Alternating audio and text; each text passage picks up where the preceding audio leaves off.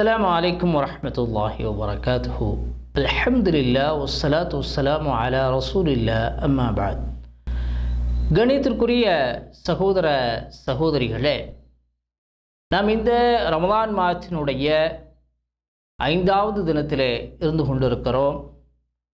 தொடராக இந்த ரமலான் மாதத்திலே நபியல்லாஹி ஸல்லல்லாஹு அலைஹி வஸல்லம் அவர்களுடைய வழிகாட்டல்கள் என்ற தலைப்பிலே செய்திகளை பார்த்து வருகிறோம். அதிலே இன்றைய வகுப்பிலே நபியல்லாஹி ஸல்லல்லாஹு அலைஹி வஸல்லம் அவர்கள் ஜும்மா தினத்திலே எப்படிப்பட்ட நடவடிக்கைகளிலே ரசூல் ஸல்லல்லாஹு அலைஹி வஸல்லம் ஈடுபட்டு வந்திருக்கிறார்கள், அதேபோன்று மக்களுக்கு ஜும்மா தினத்திலே எத்தகைய கட்டளைகளை எல்லாம் இட்டிருக்கிறார்கள் என்பதை நாம் பார்க்கவிருக்கிறோம். முதலாவதாக நபியல்லாஹி ஸல்லல்லாஹு அலைஹி வஸல்லம் அவர்கள் இந்த ஜும்மா தினத்தை சிறப்பிற்குரிய ஒரு நாளாக ரசூல் ஸல்லல்லாஹு அலைஹி வஸல்லம் அவர்கள் கருதி வந்தார்கள். மற்ற நாட்களையெல்லாம் விட இந்த ஜும்மா தினத்திற்கு ரசூல் ஸல்லல்லாஹு அலைஹி வஸல்லம் அவர்கள் அதிக முக்கியத்துவம் கொடுக்கக்கூடியவர்களாக இருந்தார்கள். இதிலே அதிகமான வழிபாடுகளை செய்யக்கூடியவர்களாகவும் நபியல்லாஹி ஸல்லல்லாஹு அலைஹி வஸல்லம் அவர்கள் இருந்து வந்திருக்கிறார்கள். அதேபோன்று நபியல்லாஹி ஸல்லல்லாஹு அலைஹி வஸல்லம் அவர்கள் இந்த ஜும்மா தினம் வந்துவிட்டால் அதிலே குளித்து கொள்ளக்கூடியவர்களாகவும் அழகான ஆடைகளை உடுத்தி கொள்ளக்கூடியவர்களாகவும் நறுமணம் பூசிக்கொள்ளக்கூடியவர்களாகவும் நபியல்லாஹி ஸல்லல்லாஹு அலைஹி வஸல்லம் அவர்கள் இருந்து வந்திருக்கிறார்கள். அதேபோன்று நபியல்லாஹி ஸல்லல்லாஹு அலைஹி வஸல்லம் அவர்கள் இந்த ஜும்மா தினத்திலே நடைபெறக்கூடிய உரையை குத்பாவை நபியல்லாஹி ஸல்லல்லாஹு அலைஹி வஸல்லம் அவர்கள் செவிதாழ்த்தி மக்கள் கேட்டுக்கொள்ள வேண்டும் என்பதை ரசூல் ஸல்லல்லாஹு அலைஹி வஸல்லம் கடமையாக ஆக்கினார்கள்.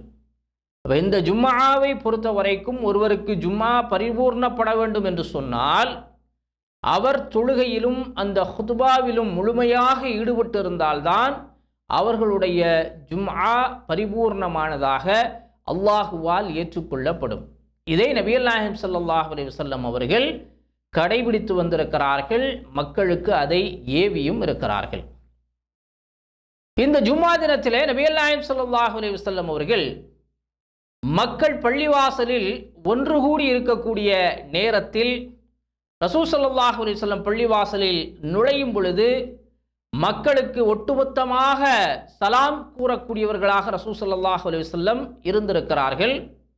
அதற்கு பிறகு ரசூல் ஸல்லல்லாஹு அலைஹி வஸல்லம் அவர்கள் மிம்பரிலே ஏறி மிம்பரில் நின்றும் மக்களை நோக்கி சலாம் சொல்லக்கூடியவர்களாக ரசூல் ஸல்லல்லாஹு அலைஹி வஸல்லம் இருக்கிறார்கள். சலாம் கூறியதற்கு பிறகு ரசூல் ஸல்லல்லாஹு அலைஹி வஸல்லம் அவர்கள் மிம்பரிலே அமர்ந்து விடுவார்கள். அதற்கு பிறகு பிலால் ரலியல்லாஹு தஆலா அன்ஹு அவர்கள் பாங்கு சொல்லுவார்கள். பாங்கு சொல்லி முடித்ததற்கு பிறகு நபியல்லாஹி ஸல்லல்லாஹு அலைஹி வஸல்லம் அவர்கள் உடனடியாக எழுந்து நின்று குத்பா நிகழ்த்தக்கூடியவர்களாக இருந்திருக்கிறார்கள். இந்த பாங்கிற்கும் அவர்களுடைய குத்பாவிற்கும் இடையில் இடைவெளி இல்லாத நிலையில் ரசூல் ஸல்லல்லாஹு அலைஹி வஸல்லம் அவர்கள் உரை நிகழ்த்தக்கூடியவர்களாக இருந்திருக்கிறார்கள். இந்த குத்பாவை நிகழ்த்தக்கூடிய நேரத்தில் நபியல்லாஹி ஸல்லல்லாஹு அலைஹி வஸல்லம் அவர்கள் தங்களுடைய கைகளை ஊன்றிக்கொள்வதற்காக ஒரு தடியையோ அல்லது அம்பையோ நபியல்லாஹி ஸல்லல்லாஹு அலைஹி வஸல்லம் வில்லையோ பயன்படுத்தி வந்திருக்கிறார்கள் என்பதை சஹாபாக்கள் நமக்கு தெரிவிக்கிறார்கள். இந்த அடிப்படையில் நபியல்லாஹி ஸல்லல்லாஹு அலைஹி வஸல்லம் அவர்களுடைய குத்பா நிகழ்த்தக்கூடிய செயல்பாடு இருந்திருக்கிறது என்பதை நாம் கவனத்திலே கொள்ள வேண்டும். அதே போன்று நபியல்லாஹி ஸல்லல்லாஹு அலைஹி வஸல்லம் அவர்கள் எழுந்து நின்று முதல் குத்பா நிகழ்த்தியதற்கு பிறகு ரசூல் ஸல்லல்லாஹு அலைஹி வஸல்லம் அவர்கள் சற்று அமரக்கூடியவர்களாக இருந்திருக்கிறார்கள். பின்னர் மீண்டும் எழுந்து மறுபடியும் 2வது குத்பாவை நிகழ்த்தக்கூடியவர்களாக ரசூல் ஸல்லல்லாஹு அலைஹி வஸல்லம் உடைய செயல்பாடு இருந்திருக்கிறது. அடுத்ததாக நபியல்லாஹி ஸல்லல்லாஹு அலைஹி வஸல்லம் அவர்கள் குத்பா நிகழ்த்தி கொண்டிருக்கக்கூடிய நேரத்தில் மக்களை தன் பக்கம் நெருங்கி வருமாறு ரசூல் ஸல்லல்லாஹு அலைஹி வஸல்லம் செஞ்சிருக்கிறாங்க, அழைப்பு விடுத்திருக்கிறார்கள். மக்களை எல்லாம் என்ன செய்வாங்க, நெருங்கி வருமாறு ரசூல் ஸல்லல்லாஹு அலைஹி வஸல்லம் அவர்கள் கட்டளையிட்டு இருக்கிறார்கள். அதே போன்று நபிகள் நாயகம் ஸல்லல்லாஹு அலைஹி வஸல்லம் அவர்கள் ஹுத்பாவை செவிதாழ்த்தி கேட்கும்படியும் மக்களுக்கு கட்டளையிட்டு இருக்கிறார்கள். அதே போன்று ரசூலுல்லாஹ் எச்சரிக்கை செய்கிறாங்க, நீங்கள் ஹுத்பா நிகழ்த்தி கொண்டிருக்கக்கூடிய நேரத்தில் அதை செவிதாழ்த்தி கேளுங்கள். பக்கத்தில் இருக்கக்கூடிய ஒரு இடத்துல அவர் ஏதேனும் செய்து கொண்டிருந்தால் அவரை நீ என்ன செய், மௌனமாக இரு என்று சொல்லி நீங்கள் சொல்லாதீர்கள் என்று எச்சரிக்கை செய்திருக்கிறார்கள். அவ்வாறு ஒருவர் செய்வாரேயானால் அவருடைய ஜும்ஆ பாழாகிவிடும் என்பதை நபிகள் நாயகம் ஸல்லல்லாஹு அலைஹி வஸல்லம் இங்கே உணர்த்தி இருக்கிறாங்க. அப்போ இதுவும் ரசூலுல்லாஹ்வுடைய வழிமுறையாக இருக்கிறது என்பதை நாம் கவனத்தில் கொள்ள வேண்டும். அதற்கு பிறகு நபிகள் நாயகம் ஸல்லல்லாஹு அலைஹி வஸல்லம் அவர்கள் குத்துபாவை நிகழ்த்த ஆரம்பித்து விட்டார்கள் என்று சொன்னால் அவருடைய கண்கள் சிவந்துவிடும்.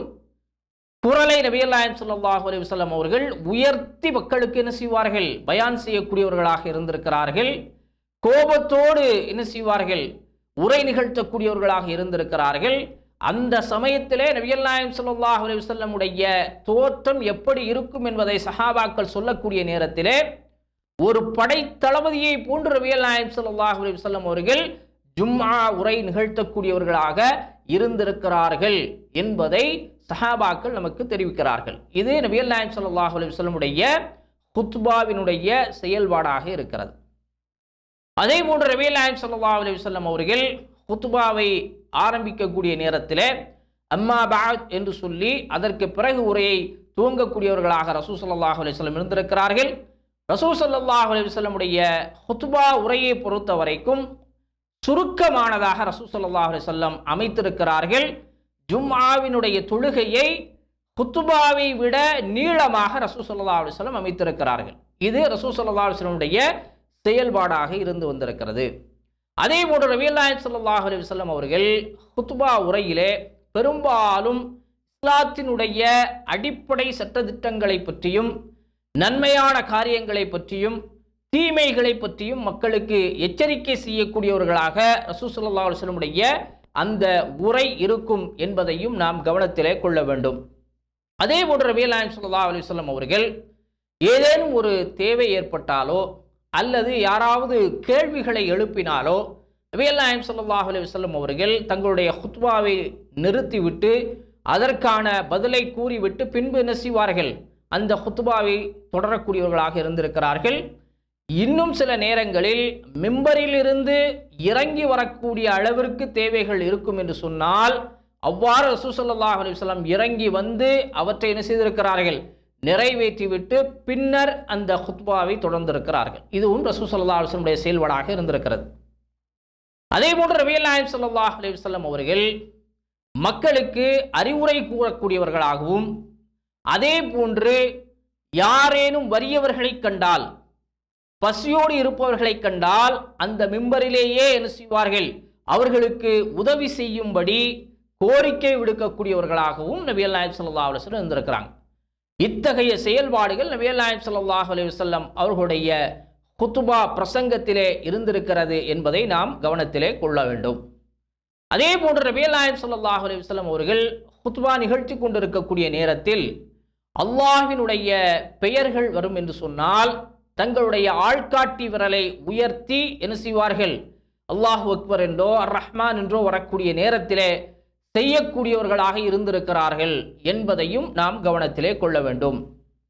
நபிகள் நாயகம் ஸல்லல்லாஹு அலைஹி வஸல்லம் அவர்கள் ஜும்ஆ தொழுகையை முடித்ததற்கு பிறகு பின்னால் இருக்கின்ற சுன்னத்து தொழுகையை நிறைவேற்றக்கூடியவர்களாக இருந்திருக்கிறார்கள். அவ்வாறு யாரேனும் அந்த சுன்னத்தை நிறைவேற்றவில்லை என்று சொன்னால் வீட்டிலே அவர்களை காணும் பட்சத்தில் ரசூல் ஸல்லல்லாஹு அலைஹி வஸல்லம் 4 ரக்காத்தாக நீங்கள் என்ன செய்யுங்க, அந்த தொழுகையை நிறைவேற்றுங்கள் என்று சொல்லி அறிவுரை சொல்லக்கூடியவர்களாக ரசூல் ஸல்லல்லாஹு அலைஹி வஸல்லம் உடைய செயல்பாடு இருந்திருக்கிறது. இவ்வாறு நபிகள் நாயகம் ஸல்லல்லாஹு அலைஹி வஸல்லம் அவர்கள் ஜும்ஆ தினத்திலே தன்னுடைய செயல்பாடுகளை அமைத்து வந்திருக்கிறார்கள் என்பதை நாம் கவனத்தில் கொண்டு எத்தகைய முறையில் ரசூல் ஸல்லல்லாஹு அலைஹி வஸல்லம் அவர்கள் தங்களுடைய செயல்பாடுகளை அமைத்து கொண்டார்களோ அந்த அடிப்படையில் நாமும் முயற்சி செய்ய வேண்டும் என்பதை கவனத்திலே கொள்ள வேண்டும். அடுத்ததாக நபிகள் நாயகம் ஸல்லல்லாஹு அலைஹி வஸல்லம் அவர்கள் 2 பெருநாட்களினுடைய தொழுகையிலே என்ன செயல்பாடுகளை செய்திருக்கிறார்கள். அதாவது நோன்பு பெருநாளிலும் ஹஜ்ஜு பெருநாளிலும் ரசூல் ஸல்லல்லாஹு அலைஹி வஸல்லமுடைய செயல்பாடு எவ்வாறு இருந்திருக்கிறது. முதலாவதாக நபிகள் நாயகம் ஸல்லல்லாஹு அலைஹி வஸல்லம் இந்த 2 பெருநாள் தொழுகையையும் நிறைவேற்றுவதாக இருந்தால் திடலிலே சென்று இந்த தொழுகையை நிறைவேற்றக்கூடிய வழக்கம் பெரும்பாலும் நபிகள் நாயகம் ஸல்லல்லாஹு அலைஹி வஸல்லம் அவர்களிடத்திலே இருந்திருக்கிறது என்பதை நாம் கவனத்திலே கொள்ள வேண்டும். இந்த பெருநாள் தினத்திலே நபிகள் நாயகம் ஸல்லல்லாஹு அலைஹி வஸல்லம் அவர்கள் குளித்துக் கொள்ளக்கூடியவர்களாகவும் அழகான ஆடைகளை அணிந்து கொள்ளக்கூடியவர்களாகவும் புதிய ஆடைகளை அணிந்து கொள்ளக்கூடியவர்களாகவும் நறுமணம் பூசிக்கொள்ளக்கூடியவர்களாகவும் ரசூல் ஸல்லல்லாஹு அலைஹி வஸல்லம் அவர்கள் இருந்திருக்கிறார்கள் என்பதை நாம் கவனத்திலே கொள்ள வேண்டும். அதே போன்று நபிகள் நாயகம் ஸல்லல்லாஹு அலைஹி வஸல்லம் அவர்கள் நோன்பு பெருநாளுக்கு அவர்களுடைய இல்லத்திலே இருந்து கிளம்புவதாக இருந்தால் திடலுக்கு செல்வதற்கு முன்னால் ஒற்றை எண்ணிக்கையில் பேரித்தம்பழங்களை உண்ணக்கூடியவர்களாக ரசூலுல்லாஹ் இருந்திருக்கிறாங்க.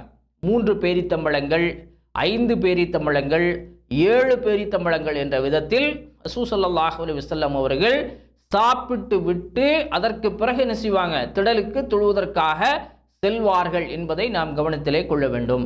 இதே ஹஜ்ஜு பெருநாள் தினமாக இருந்தால் ரசூல் ஸல்லல்லாஹு அலைஹி வஸல்லம் அவர்கள் திடலுக்கு புறப்படக்கூடிய நேரத்தில் எதையும் உண்ணாதவர்களாக, எதையும் சாப்பிட்டிருக்க மாட்டாங்க. என்ன செய்வார்கள், நேராக சென்று திடலிலே தொழுகையை நிறைவேற்றிவிட்டு அதற்கு பிறகு அவர்களுடைய உதுஹியாவை கொடுத்து அதிலிருந்து உண்ணக்கூடியவர்களாக ரசூல் ஸல்லல்லாஹு அலைஹி வஸல்லம் அவர்கள் இருந்திருக்கிறார்கள்.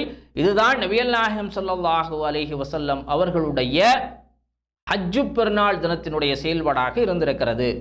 அதே போன்று நபிகள் நாயகம் ஸல்லல்லாஹு அலைஹி வஸல்லம் அவர்கள் நோன்பு பெருநாளை ரசூல் ஸல்லல்லாஹு அலைஹி வஸல்லம் அவர்கள் சிறிது தாமதப்படுத்தி தொழக்கூடியவர்களாகவும், அதே போன்ற ஹஜ்ஜு பெருநாளை நபிகள் நாயகம் ஸல்லல்லாஹு அலைஹி வஸல்லம் அவர்கள் விரைவாக, அதாவது சூரிய உதயத்திற்கு சற்று தாமதித்து நபிகள் நாயகம் ஸல்லல்லாஹு அலைஹி வஸல்லம் விரைவாக தொழக்கூடியவர்களாகவும் இருந்திருக்கிறார்கள். இத்தகைய பண்பு செயல்பாடு ரசூல் ஸல்லல்லாஹு அலைஹி வஸல்லம் அவர்களுக்கு இருந்திருக்கிறது என்பதை நாம் கவனத்திலே கொள்ள வேண்டும். அதே போன்று நபிகள் நாயகம் ஸல்லல்லாஹு அலைஹி வஸல்லம் அவர்கள் திடலுக்கு வரக்கூடிய நேரத்திலே அவர்களுக்கு முன்னால் ஈட்டி ஒன்று என்ன செய்யப்படும், எடுத்து செல்லப்பட்டு ரசூல் ஸல்லல்லாஹு அலைஹி வஸல்லம் அவர்களுடைய முஸல்லாவிலே என்ன செய்யப்படும், நட்டு வைக்கப்படும். அதை நபிகள் நாயகம் ஸல்லல்லாஹு அலைஹி வஸல்லம் அவர்கள் திரையாக பயன்படுத்தி ரசூல் ஸல்லல்லாஹு அலைஹி வஸல்லம் தடுப்பாக பயன்படுத்தி தொழுகை நடத்தக்கூடியவர்களாக ரசூல் ஸல்லல்லாஹு அலைஹி வஸல்லம் இருந்திருக்கிறார்கள் என்பதையும் நாம் கவனத்திலே கொள்ள வேண்டும்.